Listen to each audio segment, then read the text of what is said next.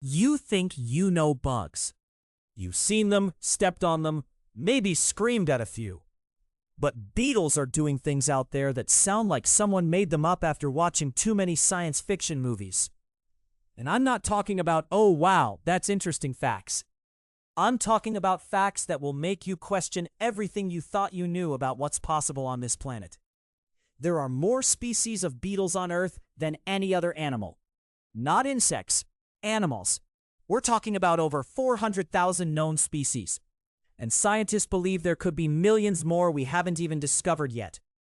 When a theologian once asked what God's creation revealed about the Creator, he reportedly said it suggested an inordinate fondness for beetles. And honestly, fair point. But the numbers are just the beginning. Let's talk about what these things actually do. The bombardier beetle is probably the most unhinged creature walking the earth right now. When something tries to eat it, this beetle fires boiling hot toxic chemicals from its rear end. Not warm, not uncomfortable, boiling. The chemicals inside its body are stored separately and only mix together when the beetle needs to defend itself, creating a reaction that hits merely 100 degrees Celsius. It can fire this spray in rapid pulses, up to 500 times per second, and it can aim the blast in almost any direction. Frogs have tried to swallow bombardier beetles and immediately spit them back out. Some frogs have actually vomited them up minutes later, completely alive. The beetle just walks away. Imagine being so dangerous that you survive being inside a predator's stomach. Then there's the Titan beetle of South America. This thing grows up to 7 inches long. Its mandibles are strong enough to snap a pencil in half. But here's the part that sounds completely made up. Scientists have never found a larva. Nobody has ever seen a Titan beetle baby in the wild. We know they must exist because adult beetles exist, but the larvae are believed to live deep underground, possibly feeding on rotting wood roots for years before emerging. The adults don't even eat. They live their entire adult lives on stored energy from their larval stage, flying around trying to find a mate before they die. They essentially starve to death as adults because eating is no longer their purpose. Their only job is reproduction, and then it's over. The dung beetle deserves its own conversation. These beetles eat waste, we all know that part. But what most people don't realize is that dung beetles navigate using the Milky Way. Not landmarks, not the sun, the galaxy. They roll their dung balls in perfectly straight lines at night. And when researchers put tiny hats on them to block their view of the stars, the beetles started wandering in circles. They're the only non-human animals confirmed to use the galaxy for navigation. A creature that eats waste is also an astronomer. That's just the world we live in. Some beetles have been locked in a war with other species for millions of years, and they're winning through chemical deception. The devil's coach horse beetle, for example, raises its tail like a scorpion and releases a foul smell that can deter predators. But other beetles have gone further. Certain rove beetles have evolved to produce chemicals that perfectly mimic ant communication signals. They walk right into ant colonies, and the ants treat them like members of the family. The ants feed them, protect them, and carry them around. The beetles are essentially running a long con on an entire colony. They've cracked the ant communication code, and they're exploiting it completely. The click beetle might be the most mechanically impressive insect alive. When this beetle gets flipped onto its back, it launches itself into the air using a specialized spine and groove mechanism in its body.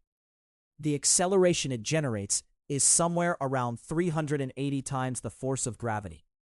Fighter pilots black out at around 9 times the force of gravity. This beetle casually generates more than 40 times that amount just to right itself. The click sound you hear is the spine snapping into place. It's not a warning. It's a catapult firing. Here's one that genuinely sounds like a horror movie. The blister beetle produces a chemical called cantharidin, which causes severe blistering on skin and is toxic enough to kill a horse. A small cluster of these beetles in a hay bale can be enough to cause fatal poisoning in livestock. But here's where it gets stranger. Male blister beetles transfer cantharidin to females during mating. The female then uses it to coat her eggs, protecting them from predators. So the poison is also a love gift and a parenting tool. The same chemical that can kill a horse is being passed between beetles as part of their reproductive strategy. The water scavenger beetle breathes through its belly. It traps a bubble of air against its abdomen when it dives underwater, and it breathes from that bubble like a tiny scuba tank. But the physics of it are even more interesting than that. As the beetle uses up the oxygen in the bubble, the lower oxygen concentration causes more oxygen to diffuse in from the surrounding water. The bubble essentially acts as a physical gill, pulling oxygen directly from the water. The beetle built itself a gill out of nothing but surface tension and physics. Some beetles have been found perfectly preserved in amber that is over 100 million years old. We're talking about creatures that watched the dinosaurs come and go. Beetles were already ancient when the first dinosaurs appeared. They survived the mass extinction event that wiped out most life on Earth. They survived every ice age. Whatever has been thrown at this planet, beetles have shrugged it off and kept going. And maybe that's the thing that makes beetles so fascinating. They're not impressive the way a lion is impressive. They're not big or loud or obvious about it. They're small, they're quiet, and they've been quietly solving problems that seem impossible.